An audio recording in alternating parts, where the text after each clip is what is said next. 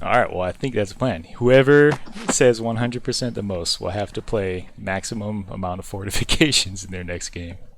Maximum fortifications. Oh, that'll be so much fun. I don't even own a single fortification. Yeah, well, that means you'll have to We have play to a go buy some. TTS. No, you have to play a That's the real TTS. punishment.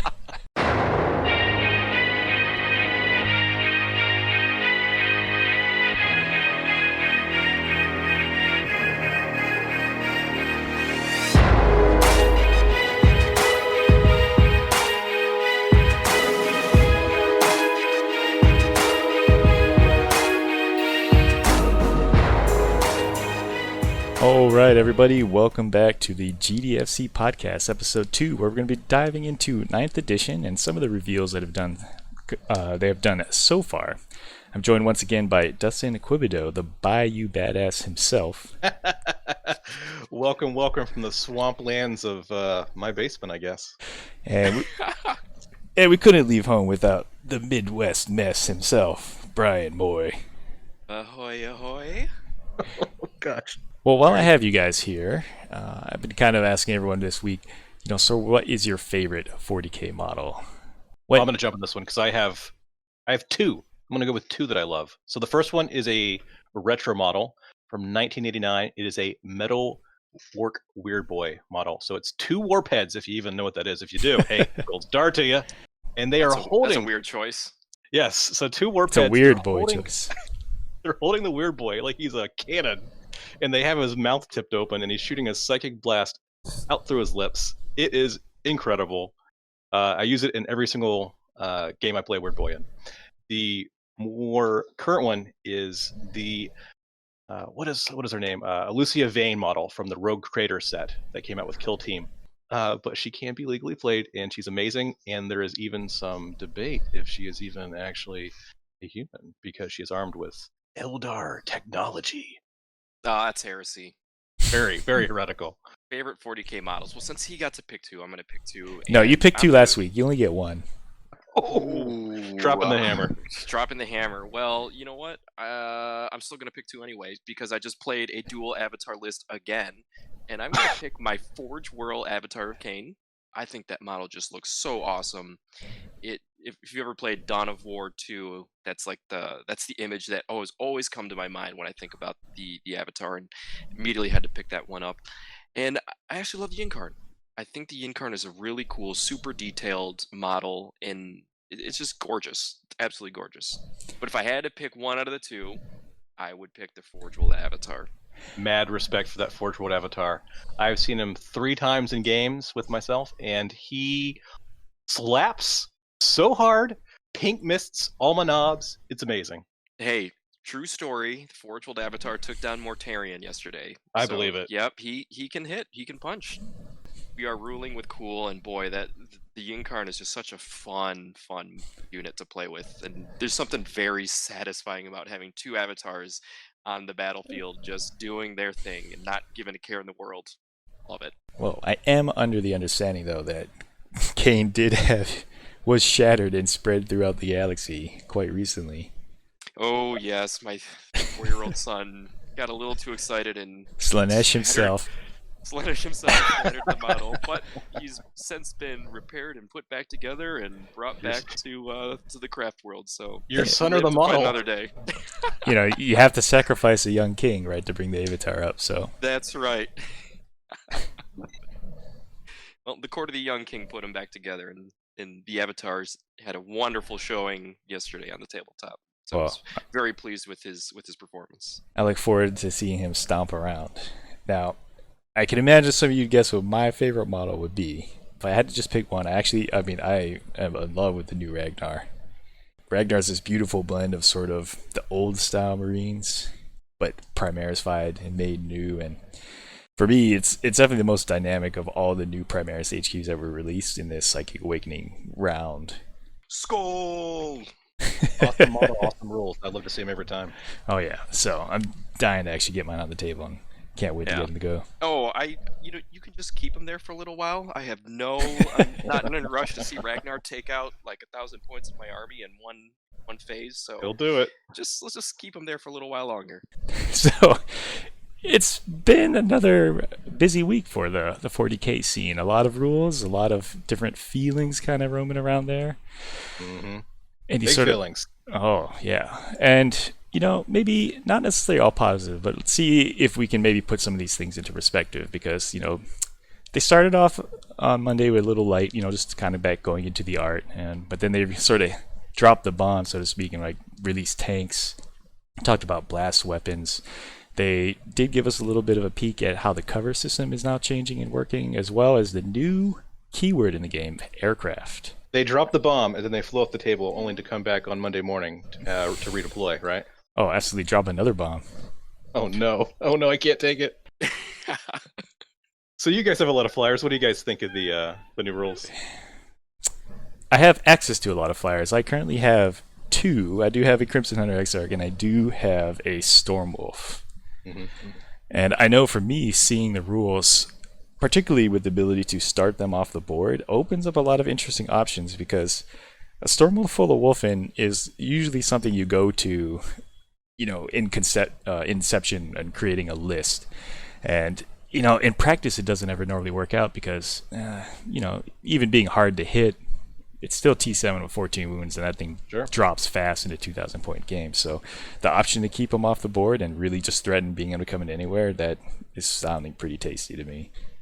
Yeah, as somebody who's played Hemlocks quite a bit in 8th edition, I know there's some feel badsies when they can basically get wherever they want and snipe out characters. Yeah, hide your kids, hide your wife. That's right. Hide your Smash Captains. They be flaming everybody up here. Oh, they're great. And then on the flip side, as someone who's also played Crimson Hunters, maybe not 6 of them, but a couple of them, there's also that, feel badsies of having -2, -3 to hit and just having them patrol your backfield and just shooting all game long as well. So, speaking from the negative perspective, capping the negatives to hit, I do think will go a long way to making the game feel a little bit better. It'll reduce some salt that opponents will have in terms of facing heavy flyer lists. So I'm actually excited for that. Yeah, for sure. I think people are going to really completely rethink of how they were using flyers, how they were thinking about flyers, because there's a lot of big changes. I would say out of everything we've seen so far, the thing that has changed the most has been flyers. The change to negative modifiers is huge. How they deploy is huge. How they move is huge. The whole dynamic is going to be very, very interesting. We'll see how points shake up. There's a little bit more information we need to find out in terms of their movement on the board, their redeployment on the board, before I think we really jump to a lot of conclusions. But even as an orc player, I'm pretty excited. The idea of having a Wazboom come in from behind with that custom force field bubble spitting out right wherever he pops in, pops out.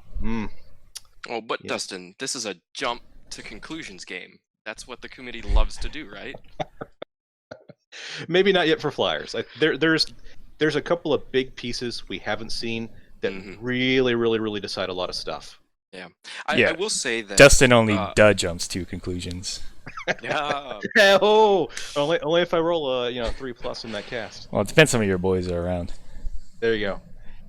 What I will say though is I think flyers do become potentially very powerful if they can enter anywhere on the board 9 inches away, essentially, especially in the late game where things are spread out a little bit more, and that just gives them more abilities to take out characters or get to where they need to in order to, to apply damage where they need to be. So I do think that's something to be mindful of as we head into 9th.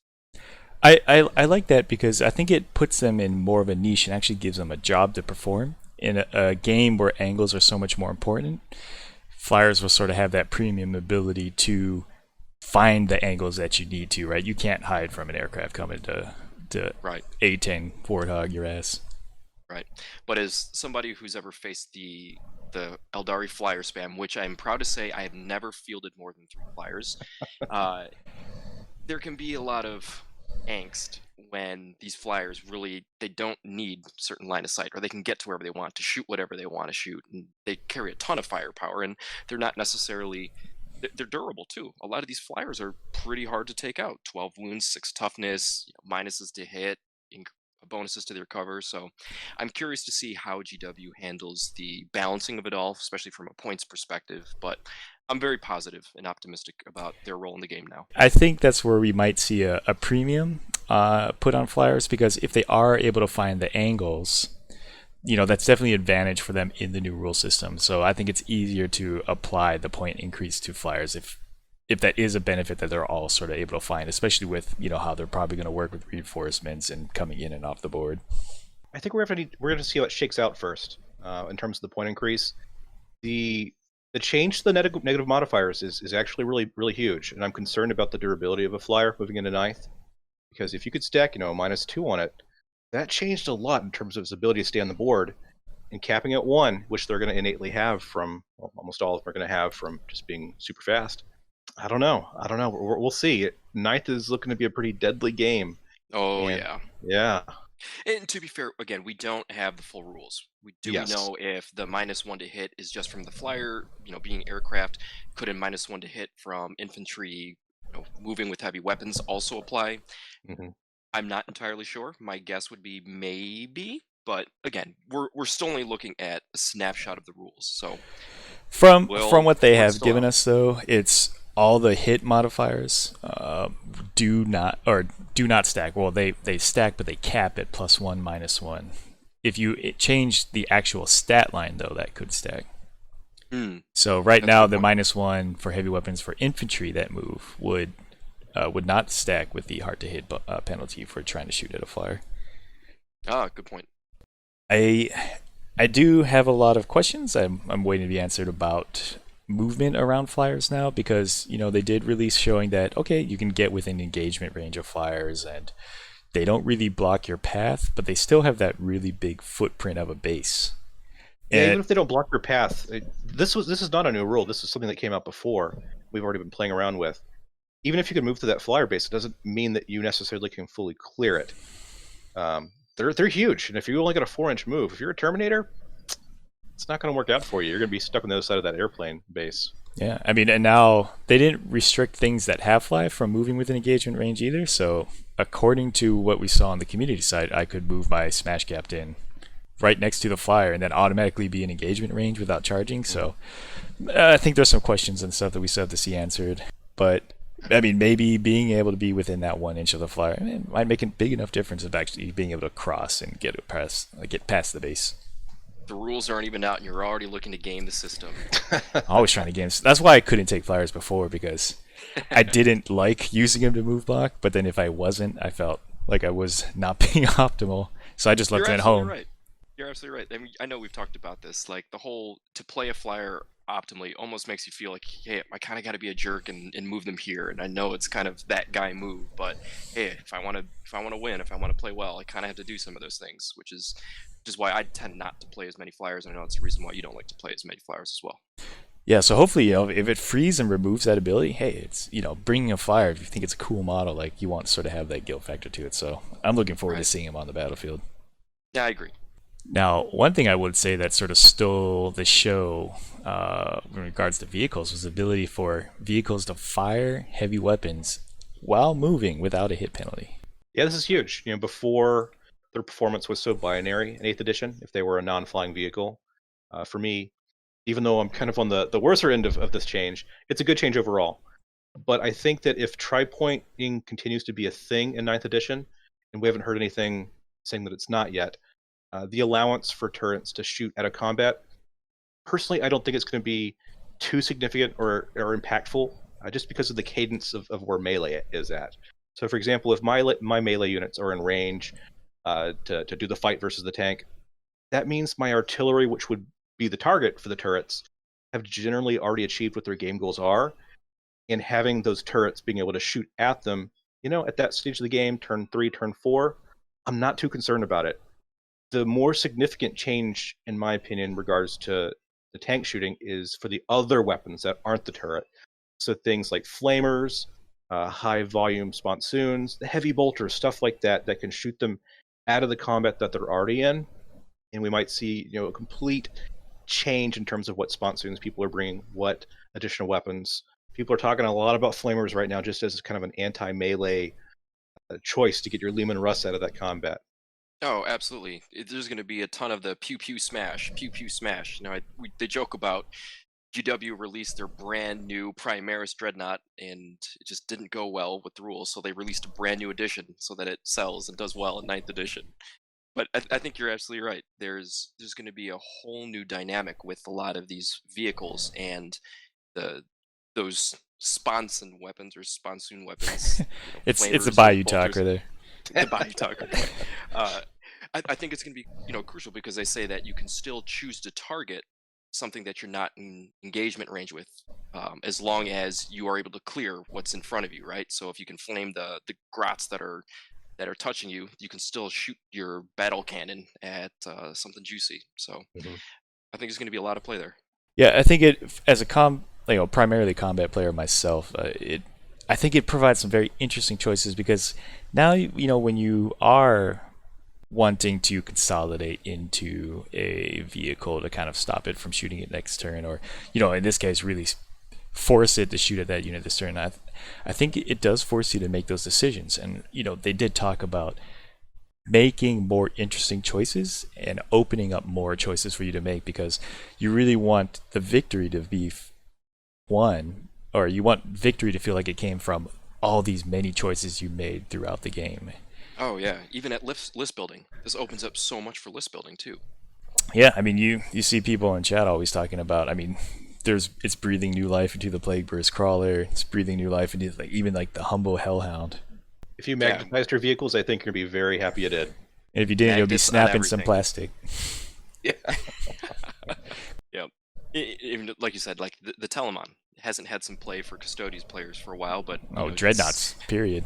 Dreadnoughts, period, right? But there's something so satisfying about seeing big giant robots on the battlefield, and I'm personally very excited to see more of them. Maybe not these Leviathan Dreadnoughts that can pass off Feel No Pains and get a second Feel No Pain, but for the most part, I'm very confident that GW is going to be able to balance these rules as well as point costs to make a positive gaming experience.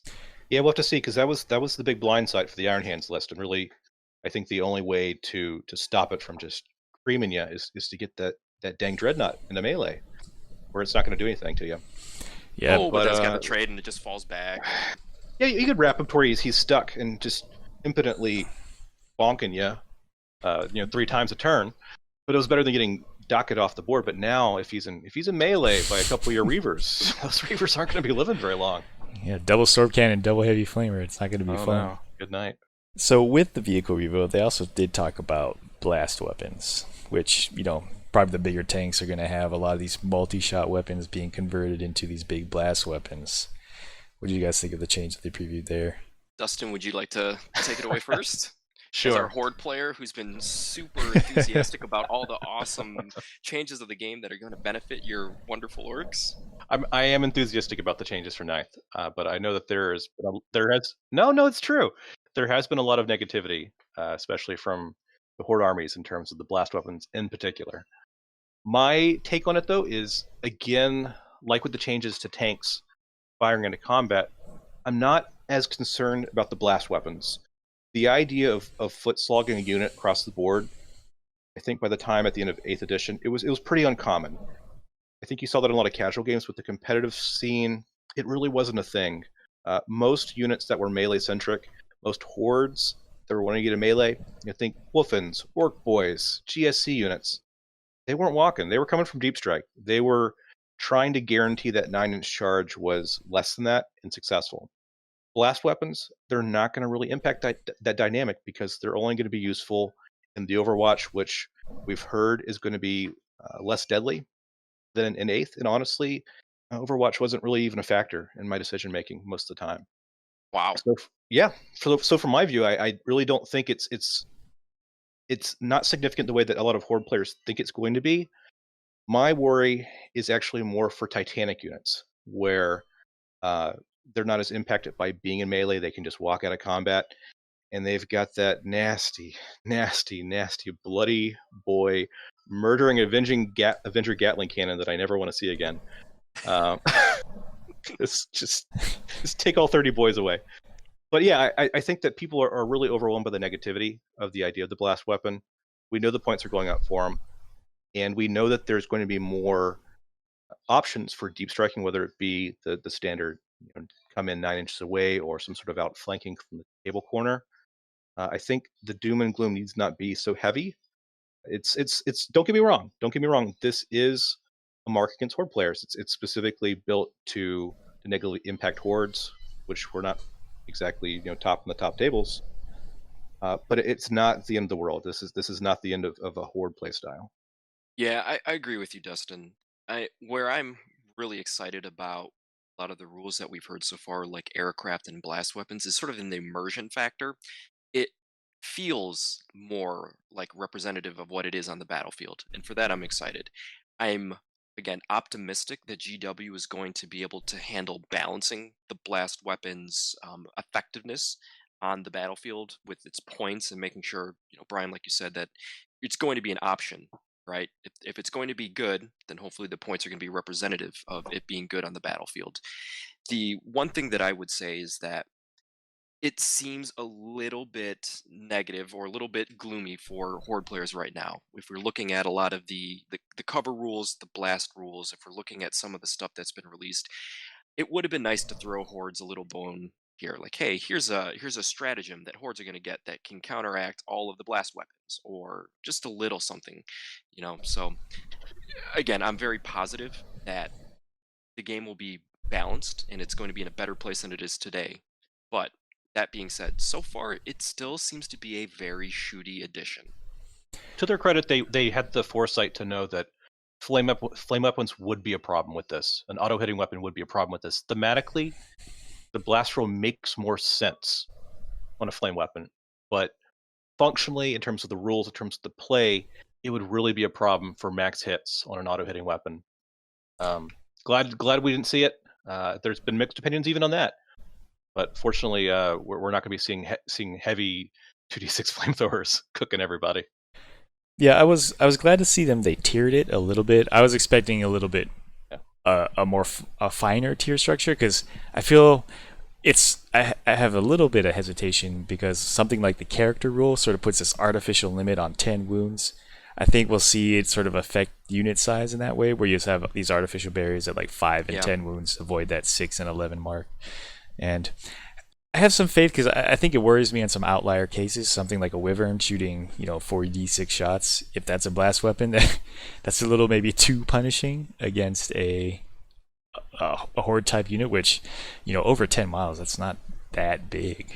So 4d6 shots, 24 automatic shots against 11 units, or 11 squad sizes of 11 or more, like seems a bit excessive. But I mean, I think most of the blast weapons that it is mod, I think those are more outlier cases. They'll be hit on, they'll be touched upon, and if something like a Thunderfire cannon is a blast weapon and it is too good, it goes up in points. And honestly, I'd like to see that thing be so expensive no one takes it anyway. But the Thunderfire cannon was a problem unit at the 8th. At LVO, they were picking those Thunderfire cannons up for good reason. They were on almost every single table, and having the blast roll comboed with a Thunderfire cannon, that's not a good place for the game. But points can change, rules can change. We'll see. Hopefully, we're not going to see the same obnoxious playstyle that we did in the winter of 2020. I think the big improvement for Blast is, again, sort of helping that consistency. And again, when we talked about, when things are acting more consistently, I think they're easier to balance as well. So if something is consistently good, guess what? It's going up in points. It's true. Yeah, could not agree more. This is a dice game. Variable is part of the equation when you play 40k, and good players often try to mitigate that chance as much as possible. And I do like the change to blast weapons, as it does help with that. I would like to see them. This is just me, just wish listing here. I would like to see them as powerful as they should be, but maybe more expensive, so there's not as many of them on the tabletop. To me, that just feels right. In the inverse, of the same way that you can be increasing the cost of a blast weapon, there's been a lot of wish listing I've seen from some of the orc channels, a lot of the GSC channels, of having something like AOS, where the bigger the unit, the less cost you're going to see for the end max unit size. Because minimum size squads, I could certainly see as being a popular consequence of blast weapons. But that's just wish listing. That's not even a rumor. That's just maybe please. And we don't even know how morale works yet. And True. maybe having large squad sides, helps with that combat attrition, as they were saying. So again, we don't have the full rule set. These are only snapshots, and we're reacting to those. Yeah, it would be nice to see, again, just right now there are a lot of incentives to take small squads. It'd be nice to see incentives to take big squads as well, because again, that just forces another choice you have to make. And if leaving up to you to make the right one to win the game. You want to talk about overlooked incentives? The changes to detachments can certainly be a big one. We know that bringing in a second battalion is going to cost you, and there's a finite amount of command points out there. So if you have a choice of, do I take a lot of minimum squad units, or do I fill up that detachment as heavy as I can to be the most efficient I can with my command points? I think we'll see some decisions there, especially for players that play with a lot of models. Oh, that is nicely put, Dustin. Yeah. Completely agree with that. That is a big factor for me, and why I always advocate. I always run a big 10-man unit of Wolfen, because when they fight twice, they're just absolutely devastating. Oh, that's Efficiency, why you run yeah. a 10-man unit of Wolfen. Oh, okay, yeah, nothing to do with just wiping everything off the table. Okay. But how do they wipe things off the table? By fighting twice. If you haven't yet, run those big troop squads as Harlequins. They will wipe the table as well. This is factually correct. Literally just got another game in with a 12-unit troop squad, and boy, they can do a lot of work. I do enjoy those large squads. I also, in this same game we just played yesterday with Max and Ryan, and featured another 20-unit Guardian squad. Just put it on the table, give it some protect and fortune, find some cover, and just watch it not move from an objective. So I'm hoping that there's a place for large units in 9th edition. Now, you had to think a little bit about the new cover rules and kind of think back to your game. How do you think that would have maybe affected your game, changed your game? How do you see the new cover impacting 9th edition? Yeah, this is a good one. This is one I continue to think about, because especially the idea of ruins and obscured, right? So right now, a lot of ITC players, and the way that we play ruins, right? You can go into the ruin and it blocks line of sight. So most of us use these ruins to stage combat, help us to get into position, be able to coordinate a nice assault, right? Get a good charge, get a nice fight phase in. Now, we might have to skirt around the outside edges of these ruins, which could potentially increase the distance. We might be playing more angles. So I see potential challenges in staging the assault, staging the combat. That could be a little bit more challenging. I think one other thing, when I think about the terrain features, right, and we're looking at the traits that can be applied to this terrain, the obscured rule seems to have an advantage, or at least a disadvantage, to, again, knights and units with 18 wounds or more, just from the fact that you are obscured from your opponent, but you may not be able to fire that. You might not be able to fire into them. They can shoot you. I know we don't have the entire rule set yet, but I would love to see something that could potentially even that playing field a little bit. Yeah, we don't really know yet everything that's going to happen with the terrain rules, but we at least know enough to make some general conclusions. We know that there's going to be bigger benefits than what we saw in the old edition rulebook, but we also know that they're going to be less restrictive and less defensive than ITC's much harder rules for blocking line of sight. As Brian already kind of alluded to it, my mind is already cooking in terms of how we're going to use this terrain best, in terms of getting the angles, getting that melee right, but that's really a more in-depth topic for another day once we've got the full scope of the rules. But overall, I think out of the different topics we've touched on today, this is probably the biggest pain point if you're a Horde player. Yeah. Blast weapons, as I said, yeah, it's a small cut. Vehicles firing into combat, bit of a larger cut, but these terrain rules, especially if you're an ITC player and you're accustomed to all that line of sight blocking, it's a bigger cut. And all these cuts, they add up to a sort of death by 1,000 cuts, and it's especially frustrating though, because it was the terrain modifications that were promised multiple times from GW as the bone that they were throwing to melee players, to Horde players. Yet I think if you're an ITC player, you're looking at these terrain rules and you're saying, I think they may have come up a little bit short than what they were promising. And not to pour salt in the wound, but don't forget everyone else is getting just as many command points to start the game that your big Horde army used to have. But one thing that's also in my book of grudges. So that's my list in my book of grudges. Thank you very much. That's item number 6 of 9. You're welcome. One thing I do like, though, is this whole idea of traits to the terrain features. And essentially, if you get to tournaments, or if you're looking at a battlefield, you can just put a note card and write, here's all the traits that apply to this, and there's no ambiguity into what the terrain pieces do anymore.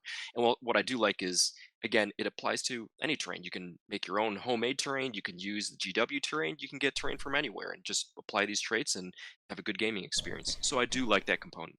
Yeah, I'm curious to see, because they did mention on stream though, there's 10 or 12 traits, and really we've only seen a small handful. We've seen 3 of them: light That's cover, heavy cover, Very narrow view. Yeah. and obscuring. So Obscured. hopefully, I mean, even ruins, we don't have a full scale of what they kind of look like. Scalable, we can probably guess that, you can climb up to upper levels. Breachable, I'm guessing I see that what you did means Yeah. What does that mean? breachable. I'm guessing it means you can, move through ruins just like we could before. But defensible raises a big question mark for me. So, I'm definitely curious to see what these other modifiers and things like that to do, or what the other traits do, because I'm really curious, because I know all of us here are planning to basically have our own home field, and we could actually make it really different and really varied. Totally. I'm totally getting lots and lots and lots and lots. No else. City fight. That we can't. City fight. We're gonna have a big city fight. But here's the point I want to make though is I'm not terribly concerned about the terrain rules. There's a ton of negativity going around from a lot of circles that I'm in, but I think the recommendations for table density that we saw from GW, my take, not quite dense enough, especially versus the tables that we were seeing towards the end of 8th edition at major tournaments like LVO. But I think that what we've seen over the past 3 years is that tournaments and their organizers have shown that they are extremely committed to fair play when it comes to terrain, and they support board setups that are dense enough for almost everyone to enjoy the game. It's not something that people should be worried about. If you go to a competitive event, an organized event, I think you're going to see the right amount of terrain that provides opportunity for both melee-centric armies as well as shooting-centric armies to have a good match. Yeah, and Nick wasn't able to join us tonight, but I was able to sit and chat with him, and he has his finger on the pulse of sort of the competitive community, since he's the head moderator at the Warhammer competitive subreddit. So I got a chance to sort of sit down and see what was his advice to a lot of the concerns and things that were being voiced on these subreddits. Let's take a look at what he had to say. All right, so we are finally joined this week by Nick, Chicago Cowboy himself. He missed us last week, and I wanted to kind of get his take, some of his input on some of the big reveals for the last couple weeks. And I know today they actually just revealed the Necrons and Space Marine box. And as a Cryptek Lord and Khan himself, you got to be pretty excited. What are your thoughts? Oh, I'm ecstatic. This box set was custom made for me essentially. I'm a big fan of Space Marines. Kind of more recently, just having gotten into the Army, last year right before the Codex actually dropped, which turned out to be pretty good. And then Necrons I've been playing since 6th edition. Yeah, understatement of the year. But my Space Marines are all white. They are not Iron Hands, so I don't get too much hate, which is good. I'm a very, faithful follower of the path of the Khan, so white scars all the way. And my Necrons, I've been playing Necrons since tail end of 5th edition when they got their last model update in Codex. And so I'm really, really excited to see the direction that they're being taken in. And this box set was custom made for me. I'm going to buy at least 2 of them. I don't have to split anything. It's going to be incredible. So I'm very excited. Yeah, one thing I was asking everyone on the show sort of this week was, what is your favorite 40k model? Now, if there's a standout that you have, please feel free to expound on it. But is there anything new in the new releases that maybe you'd pick out as maybe even a new favorite? I think picking my favorite 40k model is tough. I've really enjoyed painting some of the newer releases over the last few years. Some of the new Imperial Knight stuff has been a ton of fun to paint, getting very crisp, edge highlights and different metallics and things like that. Tons of space for freehand decal work, which is always really satisfying. I've recently I don't know if you guys have seen, but you've been using the 30k transfers on your white scars. I have, which is awesome. The Hordes Heresy White Scar, or really just in general, the Hordes Heresy transfer sheets are a work of art. They're well worth the money. In my opinion, I have a bunch of them for my Thousand Suns. I have a bunch of them for the White Scars. Where can they find some pictures of that? Do you have an Instagram? Yeah, well, there's unfortunately not many of them there right now. I've been taking a little bit of a hiatus in painting and posting with everything that's going on. But they can follow me at deep_dish_painting on Instagram. I tend to put all of my work on there. Anything that I build and paint for, the GDFC channel or just my own personal projects or commissions that people, have me do, typically will go up there. So if you want to give it a follow and see what these transfers look like on the more modern like Primaris models, it's pretty stellar. Yeah, they do look pretty awesome. We'll be sure to put some up on the GDFC Instagram as well, so be sure to look out for those. Yeah, awesome. So there's also been a flurry of rules previews. GW's been flooding us every day with, I wouldn't say a lot of information, but good tidbits sort of here and there. And I know you're pretty entrenched into the 40k competitive scene. You're the lead moderator on the Warhammer competitive Reddits, the competitive Warhammer subreddit. I don't know if you have any particular advice for the different perusers of Reddit or the people that have been on the show. Or not on the show, but but all the guests we've had. Yeah, but do you have any words of advice for, I guess, people looking at these rules and reacting to these rules? Absolutely. I think the biggest piece of advice, and you'll tend to see me kind of parroting this advice in the various threads that pop up. I think my biggest piece of advice would be take them at face value. Just, we're getting 10%, 15% of the rules in this over 350 page book that we just learned about today. So I think take them at face value. There's going to be some changes in there that at face value may seem shocking. As we get the more complete picture over the next few weeks, and obviously once the book actually comes out and you can actually put it through its paces and play games, you're going to start to see how all these puzzle pieces fit together. And so I would say take the rules at face value, start to think about how the rules that we do know for sure, like that tanks can fire their weapons into combat unless they're blast weapons. We know that blast weapons are going to offer various bonuses versus different unit sizes. We know that there's some different cover rules in terrain. We know the aircraft rules and how those are going to work a little bit differently. Take those at face value. Start to think about how that changes your current game plan. I tend to look at them and pretend, hey, if this was an FAQ or an errata that said, hey, this is how things work now, what would I do with my current game plan to accommodate that? And then if you start to think about things that way, and even start to put some of them into practice, I would say is safe to do, you're going to have a better time learning the new rule set and in general, just adjusting your game, moving forward. Yeah, I think something that is typically lost on everyone is, you got to take all these rules as in their entirety. All the playtesters are raving about this edition. So, they have a more complete picture than we do. So, there was a lot of freak out, especially on Reddit, on the terrain rules in particular. Oh, for sure. Yeah, and I think that the reason for that, and we've kind of talked about this a lot offline as well, I think people saw, new terrain rules coming from GW a while back, and everyone immediately started spinning in their heads these ideas that we're going to adopt the ITC terrain set rule, which for those who don't know says that regardless of what the actual terrain looks like, if there's a ruin on the table, the first floor of the ruin blocks all line of sight, regardless of if there's windows, doors, whatever. People tend to really like that rule because it gives combat armies a little bit more of an advantage to kind of even things out a little bit versus gun lines than the standard 8th edition terrain rules allow for. So that's a great change. People, I think, immediately thought, oh, they'll just adopt that into the normal rule set, especially because we saw Reese from Frontline Gaming, who does they kind of created the ITC rule set homebrew. He even said they're going to start adopting more of the GW official rules for their tournament scene, which people took to mean, oh, the GW is probably just taking those rule sets and making them official. Well, that's not quite the case. And so I think people thought that it was going to be a very simple, elegant solution to just adopt the most commonly played rules. And now it's a little bit more complicated than that, I think in a very positive way. But I think just the idea that it's not what they expected is throwing people down this rabbit hole of trying to poke the holes and find out why it's broken and all this. I'm really excited for those rules because I think it just, what I would stress to people is nothing about the way terrain works in 8th edition is changing for the negative. It's at its baseline, it's exactly what we have now. There's just added layers to make things more interesting, right? To make you move to get lines of sight, to give different advantages to charging units, or all these different things with like the hardcover rule, things like that. So you're not losing anything if you're using the baseline GW rules today. You're not losing anything. So I think that's what I would stress.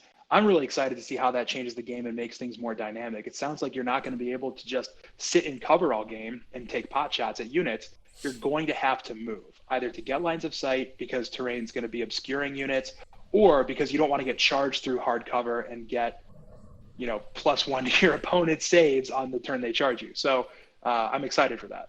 I think those are some wise words and something we'll definitely have to watch as we keep moving forward. But thanks for being on the show. I mean, hopefully we can get you on more often. Yeah, I think it'd be great. It's obviously, for those who have been following our group for a little bit here, they probably know by now that many of us on the channel and the group are parents, husbands. We obviously work full-time jobs, so it's sometimes hard to sync all the schedules up for us all to get on at the same time. So I'm just glad I was able to carve out some time to kind of talk with you today and just get some of my thoughts out there as well. I'm very interested to hear what the rest of the crew has to say whenever we're all able to connect again. So it's a really exciting time for the hobby and for the game and for the community from a competitive standpoint. So I'm just really, really excited to continue to learn about the new edition and to really just see what how the community develops as this game continues to grow. It's just a really exciting time. Yeah, but for those that don't know, the Chicago Cowboy is a connoisseur of many different armies, which hopefully we'll get some bat rips in soon. Yeah, absolutely. And that's definitely scheduling priority number one for me, is finding days to actually film some of these, get some of these 30K decals on the table. Yeah. But for now, definitely stay tuned for some more Coaches Corner articles and some tips on getting prepared for 9th edition. Absolutely. Yeah, a lot of content incoming. So if anyone, as the edition drops, this summer, if you have any questions or anything that you want to learn about how to kind of best approach each phase of the game, stay tuned. GDFC will have you covered. All right. Well, thanks for joining us, Nick. We'll see you hopefully in the next episode of GDFC Podcast. Yeah, thanks so much. So, do any of you sort of have thoughts on anything Nick had commented, or do you have your own words of advice for other members of the community as they look at some of these rules with a little bit of concern, a little bit of trepidation? Be patient. There is a ton left to see. There are multiple phases of the game we know nothing about yet. It's so easy to jump to conclusions and stew in that negativity and just go the list of haves and haves nots. Don't focus on that. Oh, but you can't have a good stew without some salt. That's true. But hey, let's put a little bit of pepper in it. Let's put a little pep in our step and say there's going to be good stuff coming for everybody. We don't know what points look like. We don't know what the assault phase looks like, the charge phase looks like, the morale phase. These are all massive, massive, massive aspects for the game. There's a whole pages of information on terrain rules that we don't know about. So pump the brakes, folks. It's gonna look rosier next week. Yeah, I couldn't agree more. It's what people love to do, right? Let's overreact to little things without having the broader perspective here. Listen, this is a game that needs to be taken into account in its entirety across all the phases, the entire rule set. And what we're trying to do is just cherry pick aspects of rules right now and apply it to our current reality and what we know about 8th edition and leading into 9th. So obviously, if we take some of those rules and apply it to the context of 8th edition, it's going to look ugly. But again, we still have yet to see the vast majority of rules for 9th. And I'm very confident from what we're hearing about playtesters, from what we know about GW and how they've been addressing a lot of the imbalances in the game, even since 8th edition, to a lot of the feedback that we're hearing coming from 9th. And what we're seeing from all these previews, I think they're overwhelmingly positive with certain things that lead to concern. But again, we don't have the full perspective yet. And we can make some judgment once we have the entire rule set. But until then, I'm going to withhold it and just kind of take it in stride for what it is, and keep building on what they're releasing. Yeah, I mean, I just have to trust in what the playtesters again are saying. I was very excited to see Lawrence and Bone on Tabletop Tactics, giving full endorsement for 9th edition and just being so excited for it. So, trust in that, and we'll keep looking at these rules as they come on. So.